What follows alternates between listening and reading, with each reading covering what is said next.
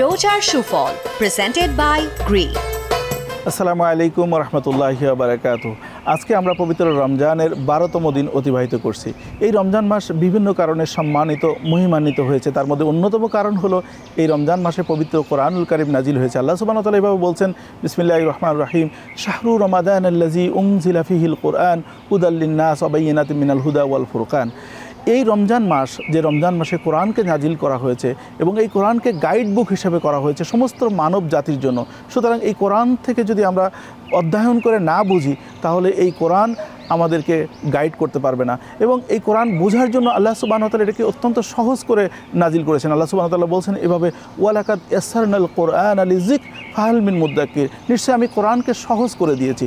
এবং এই কোরআন সহজ করে দেওয়ার অর্থই হলো এই কোরআন আমাদেরকে অন্ধকার থেকে দূরে নিয়ে যাবে। আল্লাহ সুবহানাহু ওয়া তাআলা এভাবে বলছেন, কিতাবুন আনজালনাহু ইলাইকা লিতুখরিজান নাস মিনাজ জুলুমাতি ইলান নূর। সুতরাং আমরা যদি অন্ধকার থেকে আলোর দিকে যেতে চাই এবং কোরআন যদি বুঝতে চাই তাহলে কোরআন অধ্যয়ন করতে হবে। এই রমজান মাসে আমরা কোরআন অধ্যয়ন করবো এবং এর সুফল ভোগ করবো। আল্লাহ তাআলা সেই তৌফিক আমাদেরকে দান করুন। আমা তৌফিক ইল্লা বিল্লাহ। আসসালামু আলাইকুম ওয়া রাহমাতুল্লাহ।